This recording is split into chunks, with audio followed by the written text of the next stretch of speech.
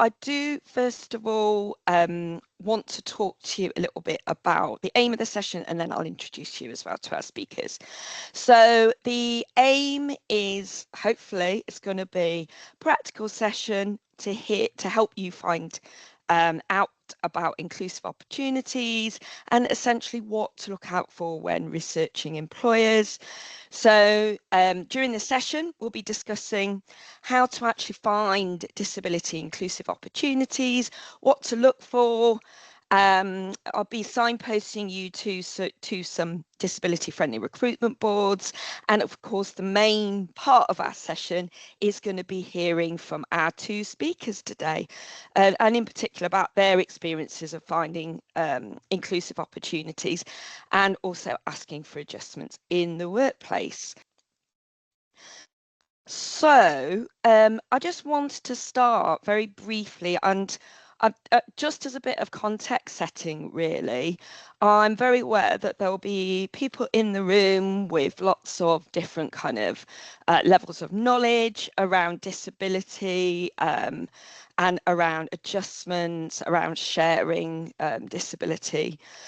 So I thought just to put a bit of perspective first and actually define disability, which I'm sure a lot of you will know, but some of you may be less familiar.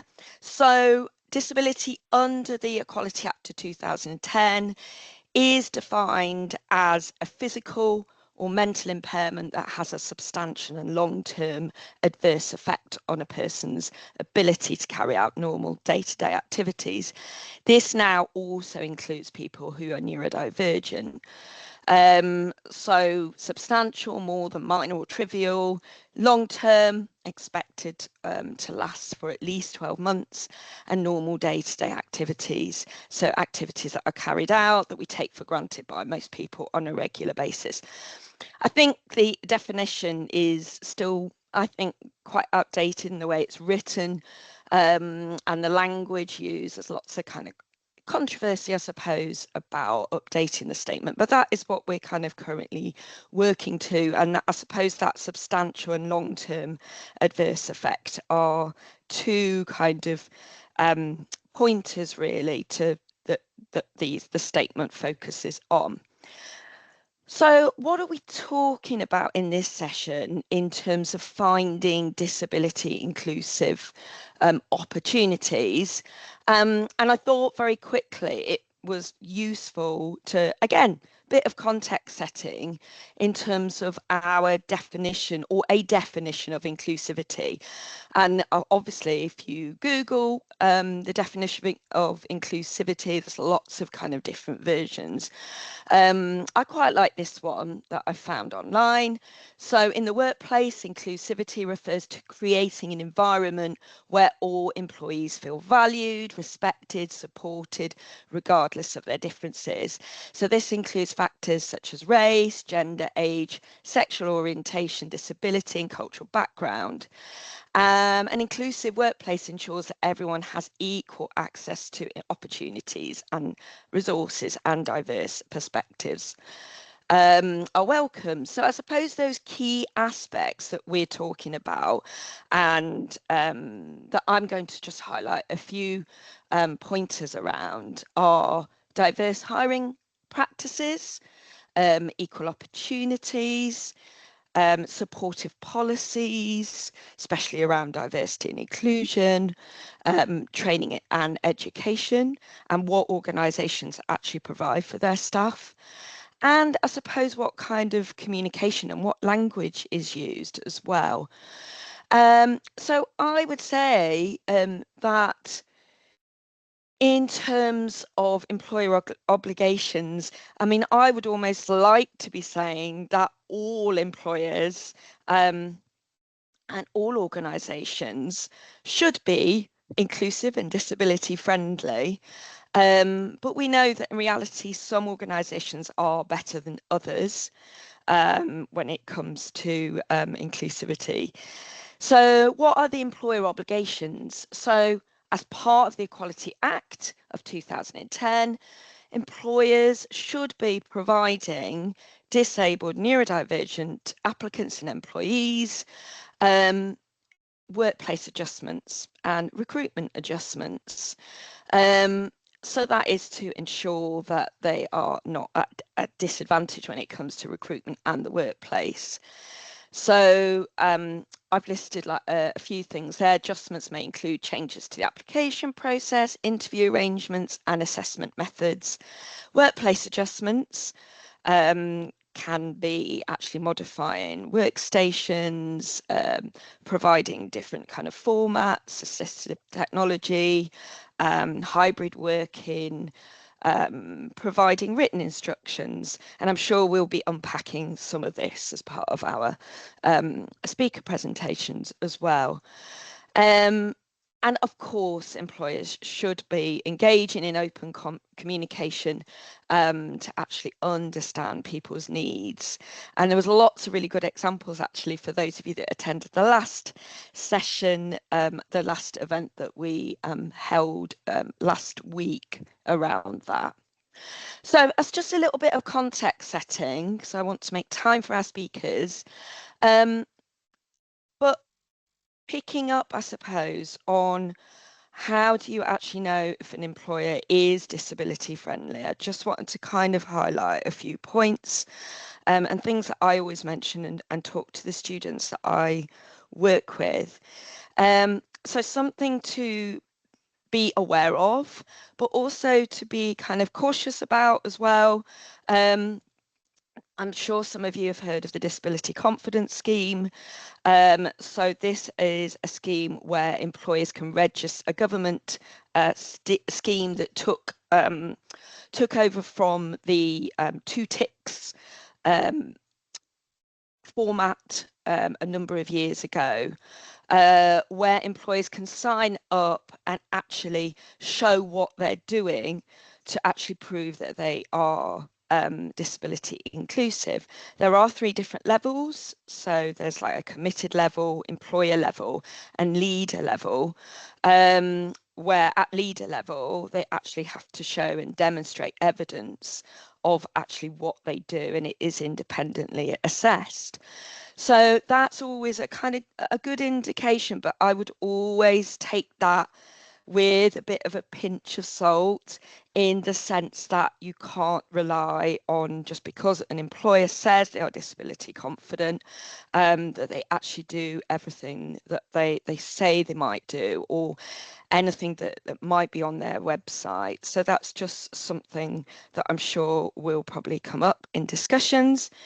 There is also the Disability Confident Register. We will be kind of sending out these slides to each institution to share, but you can actually check which employers have actually signed up to the register. And actually, surprisingly enough, it is actually kept quite up to date. So it can be quite a useful kind of benchmark, but certainly I would definitely recommend doing a lot more kind of research around what employers are actually doing, and not if they're just on a register. So a few things that can be kind of done as well. Things like website checks. So for example, diversity statements, employee kind of stories, anything maybe on LinkedIn, blogs written by employees, diversity, equality and inclusion initiatives as well. There might be kind of different employee networks. That's always really kind of good indication. Also accessibility, the format of the website, what kind of language is being used in terms of inclusive language in job descriptions and communications as well. Also, another really good indication is awards, recognition for kind of their diversity, inclusion, record and things that they might be doing or things they might have achieved as a company, and any kind of information around policies on equal opportunities and adjustments that they offer staff as well. So those are kind of really good kind of pointers and checks. Some good examples. I'm not going to go through and show you these because I want to move on to our speakers today, but you can actually look up the top 10 disability friendly employers.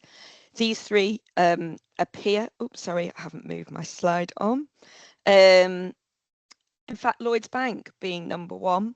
If you do have a look at the Lloyds Bank website, there's lots of really good stuff about supporting our disabled employees and our diversity and inclusion policies, which again, I think are really kind of good indications. So have a look. Lloyds, Unilever, Sainsbury's are kind of good examples of disability inclusive employers. So other quick checks you can make. There's obviously LinkedIn, different posts and blogs that might appear on there. Who already works for the company? What kind of representation is already there? Like I mentioned, be cautious, but is the organisation on the Disability Confident Register? And is there any mention of accessibility or adjustment statements as well? Also kind of diversity data, looking at what the kind of the mix of employees that are actually working currently at the organisation, and of course if they offer adjustments in recruitment or in the workplace.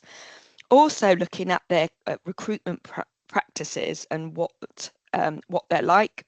There are sites like Glassdoor that can help you, give you a bit of an indication and give you some feedback. Again, can be depending on individual opinions, so be cautious about that as well. And of course, just getting a sense of what the culture is like in an organisation.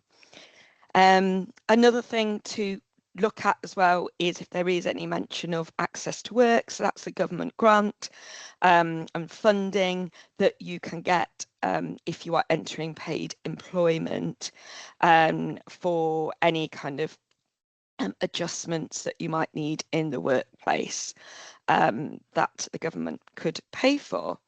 So there were just a kind of few pointers, and also I'm hoping that some of you may have come across some disability friendly recruitment boards as well.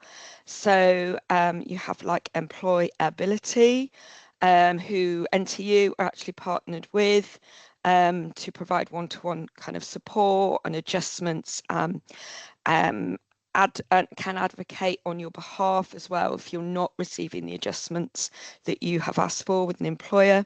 My Plus Students Club as well, Ambitious About Autism, Versida, Even Break, Neurodiversity Jobs, Diversita, autism.org, Exceptional Individuals and Valuable 500, all really good starting points to have a look at some of the institutions that they are promoting and advertising. It's really great to be here today and to get to talk to you about my journey and the things that I've learned along that journey, and hopefully you'll be able to take something from that and apply it to your own. Marielle, if you want it, start the slides. Oh, go back. So my pronouns are she, her, and I'm just going to give you a quick image description as well. I have kind of medium length, really dark, kind of red hair at the moment, and I'm currently wearing a pink cardigan because it's very cold here in Nottingham. And yeah, I'm a white woman, as I said, so that's me. If you want to move ahead to the next slide, Marielle. So, as I said, it's really great to be here. I graduated the University of Nottingham in 2022, so a couple of years ago now. And I joined straight out of university as a graduate. I joined a company led by and for disabled people. And when I actually was entering the job market, I hadn't actually yet been diagnosed with ADHD, but I'd struggled with depression and anxiety throughout my time at university. I knew I'd face barriers, and I was really apprehensive about how I would fare in a full-time role. And I was really privileged that my first role, my first job was by that company. So I found community, I learned my rights, and I was really supported to discover adjustments throughout that period of diagnosis. Unfortunately, that company closed recently and I was made redundant back in March, and I found myself again back in the job market. Except this time around, I had so many more tools and I knew so much more about what to look for and what I needed out of a role. So yeah, moving on to the next slide. Oh, I don't know what's happened there. With the Oh, I'll read it out, don't worry. So it's supposed to say my process, and my process begins with disabled-led job sites, and those are the sites that Marielle mentioned before. So one of my personal favourites is Even Break. They're such a great resource. They're more accessible to begin with, and I think that removing that barrier for the point of entry is so important and something not everyone thinks about. And while, as Marielle said, they don't guarantee a job is inclusive, they definitely increase the likelihood. And, you know, in this job market, the more job sites they're looking at, the better. So the next point is supposed to say language. So as Marielle said, looking at the language that websites use is really important, and how accessible that website is to begin with. If you are struggling accessing the job advert or the application, that's a really, really big red flag. And as a comms professional myself, I'm always looking at language because it's such a great tell for if there's someone who is disabled on their team and in HR is able to share that experience and knowledge to make sure that those job adverts are accessible. So the next one is website. Also, I wanted to mention a couple of things that I would maybe look out for in terms of language. So for me, a big kind of maybe amber flag would be the language of people with disabilities as opposed to disabled person. And that is because people with disabilities doesn't always align with the social model of disability. So the social model of disability is the idea that we are disabled by society and not necessarily by our medical condition or our neurodiversity or our mental health. So I find that having that language as the language of disabled person as opposed to people with disabilities is is something I look out for on job adverts. Looking at the websites, their career pages as well. I'm always looking, like I said, is the website itself accessible? So does it have images of disabled people as well? I always like to check whether it has alt text. So you can do that by right-clicking the image and then going to inspect and then just scanning through the code for what you can see on the screen, which is image, alt, and then it'll say what that image is, the description of that image. It shouldn't put you off a job necessarily, but it's a nice amber flag to kind of keep banked. I also will always scan the job advert for the name of the person to get in contact with questions. And I always try and get in contact. It's a good thing to do in terms of the job hunt. It puts your name in the front of their mind, but it also gives you an opportunity before you even start to really invest time and energy into that process to ask questions about the adjustments process as well. So the next point is supposed to say LinkedIn. So I always check their LinkedIn to see if they're sharing disabled news or supporting disabled causes. I think this is really true recently as well, because maybe a year, 2 years ago they were, and maybe they're not so much now. And you can really straight away kind of understand whether it was previously a box ticking exercise. And then finally, I just wanted to mention the final point, which was testing. What works for one job might not work for another, and what works for me might not work for you. All of our experiences are intersectional, and that means that they vary from person to person and from job to job. So it's about testing what works for you, trying, and sometimes just listening to your gut. And just making sure that you're ensuring your own psychological safety wherever possible. So I'll move to the next slide. Okay. So I really wanted to talk about adjustments as well and how that slotted into my journey. If you've been accessing disabled students allowance at university, please make a note of what you found most helpful and why. I think that's really, really a powerful tool to be able to then bring into conversations with a line manager when you're if you decide to access to work. A lot of them will be transferable, some of them won't, but even if they aren't, writing them out and really understanding what is at the core, what barrier they're helping you with, will really be beneficial during onboarding. If you've not accessed adjustments ever before, I kind of was in that category a little bit when I started my first role.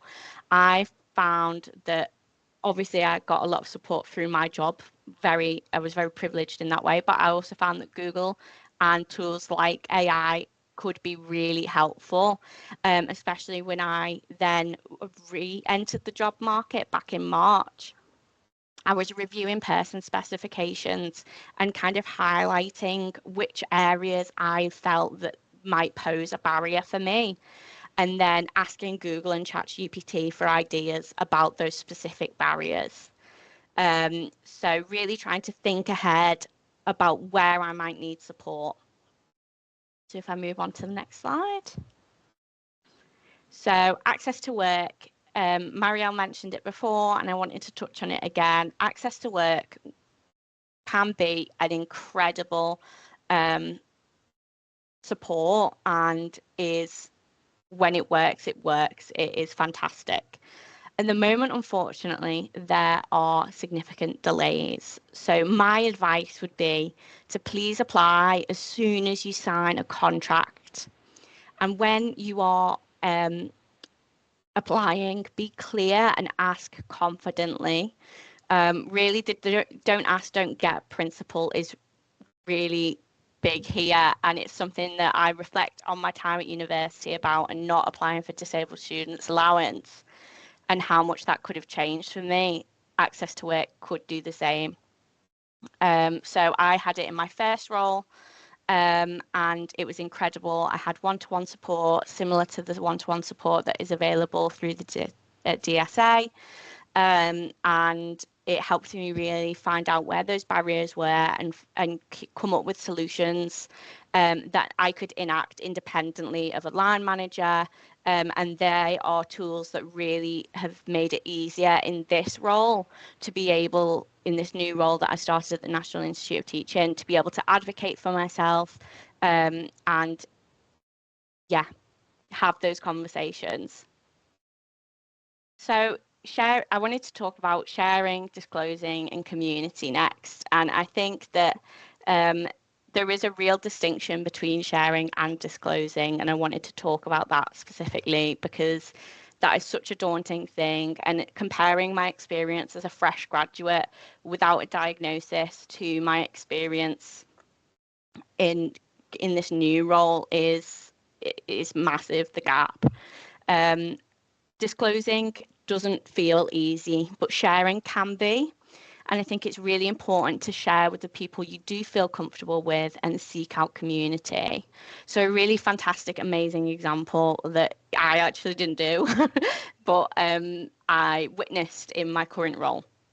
In my current role, one of my colleagues took 5 minutes in a team meeting to explain their disability, how it affects them, and what the team can expect in interactions with my colleague. And it never even occurred to me to do that. And it is a big ask. But if you feel confident enough to do it, and if you feel comfortable early on, it can have such a huge payoff. And it means that you're not waiting for people to ask the question. You're not waiting for people to understand.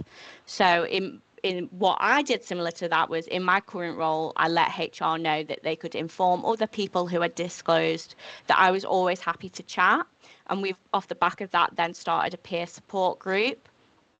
So that was really fantastic and able to meet other people who weren't necessarily on my team, but could understand what I go through day to day and who could support if I needed it.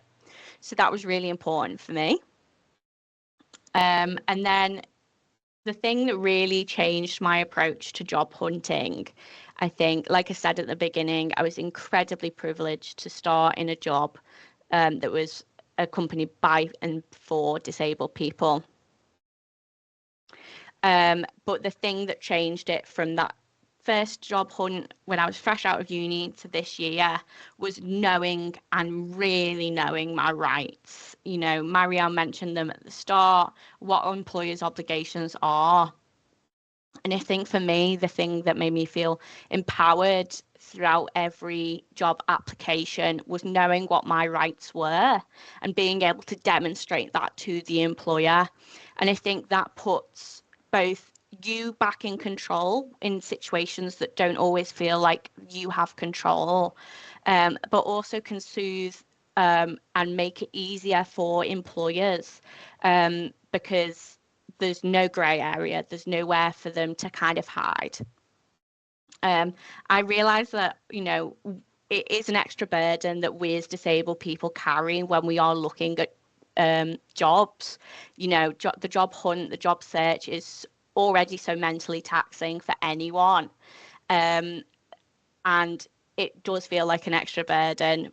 But I think that the payoff is huge when you are committed to learning your rights, speaking up for yourself whenever you can, and whenever you can, looking for those amber flags, looking for those red flags.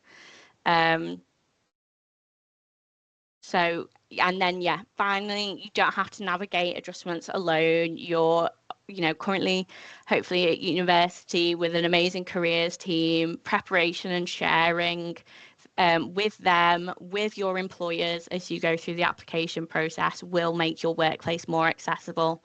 And yeah, get advice wherever possible. And you can do that as well from charities like Disability Rights UK. You can speak to ACAS as well, specific charities like the RNIB and the RNID, and Neurodiversity in Business. They will all have great advice for you as well. So yeah, thank you for listening, and I hope that's been helpful. So as a bit of background, I'm a second year trainee solicitor, and I went to Northumbria University, and did my law degree and my LPC legal practice course at Northumbria. I started looking, so anyone who's in law will know they recruit 2 years in advance. So I started looking at graduate jobs when I was in my second year of university, which was back in 2021. So it's kind of refreshing to see how much the job market and the kind of grad recruitment and things like that have progressed in terms of inclusivity in sort of even in the space of 3-4 years. So yeah, I started looking, kind of the main resource I used was called Aspiring Solicitors, which is more obviously niche for law, but I'm sure there's similar organizations for kind of other industries.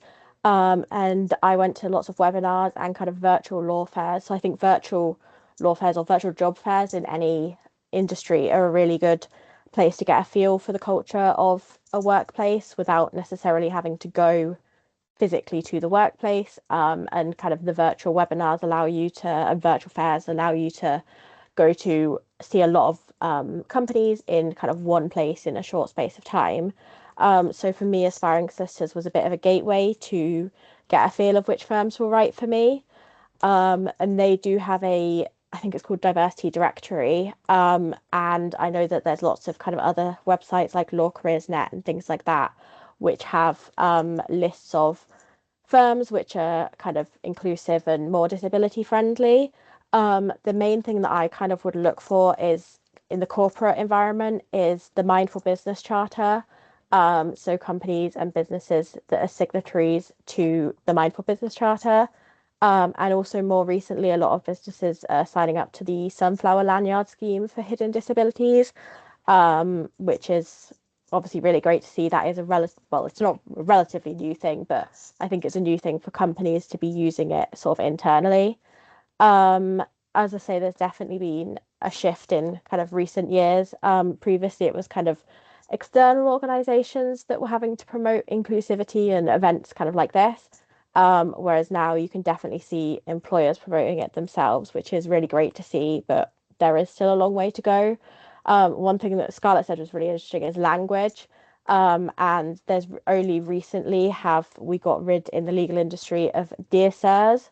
So previously, all communications to a law firm would be dear sirs. So regardless of who it was to, so inclusive language may not be as readily available in the legal industry, given that that has only just been removed a couple months ago.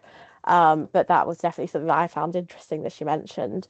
I think the biggest thing when you're looking at inclusive employers is speak to people who are already there, who are already at the company, or already in the industry.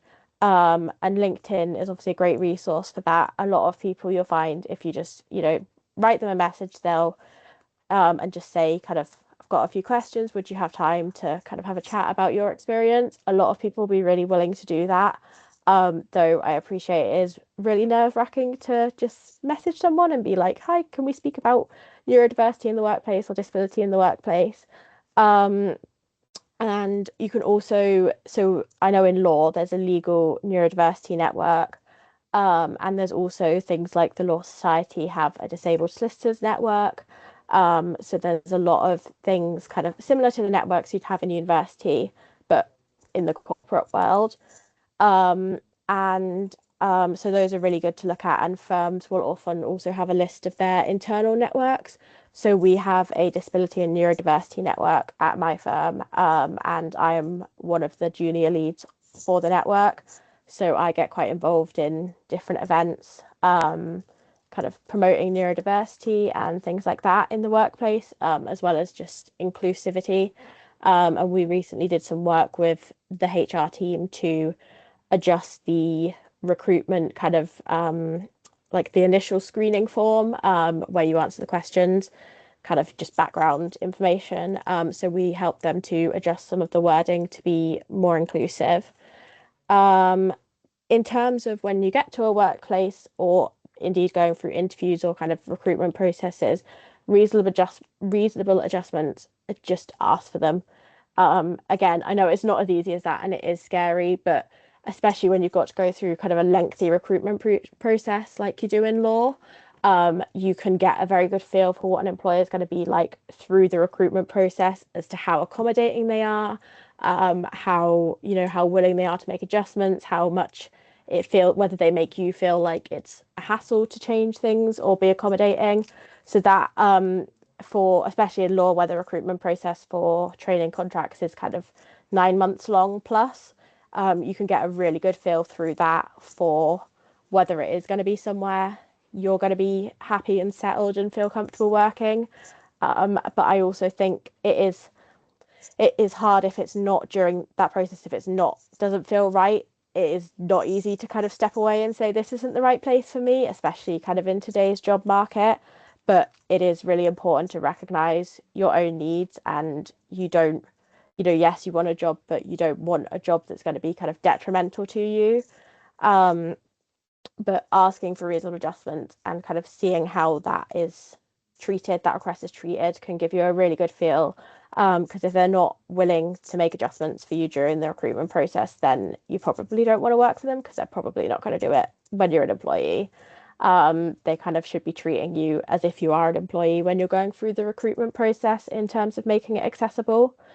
The reasonable adjustments I have at work, so we use reasonable adjustment passports, so that if you kind of move team frequently or are working with other teams, it can be passed on to line managers.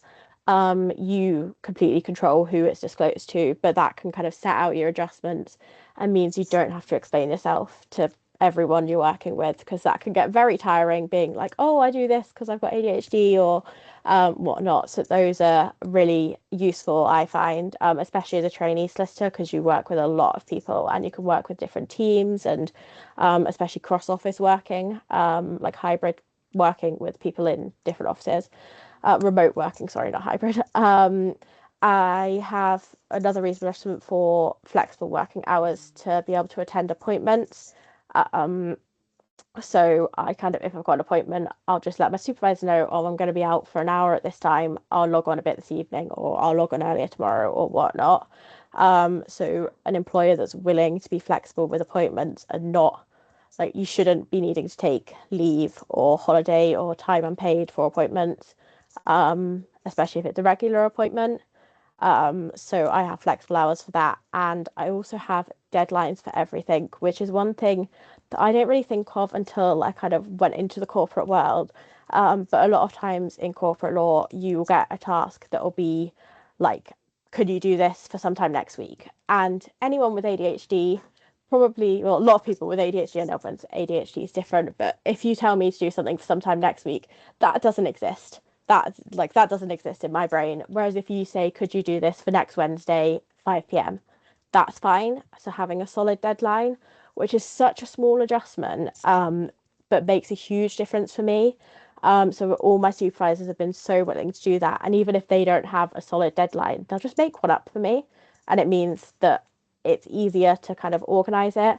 So even if you think an adjustment seems silly, or, you know, it seems trivial, if it'll make a difference to you, ask for it. And kind of like what Scarlett said, just ask.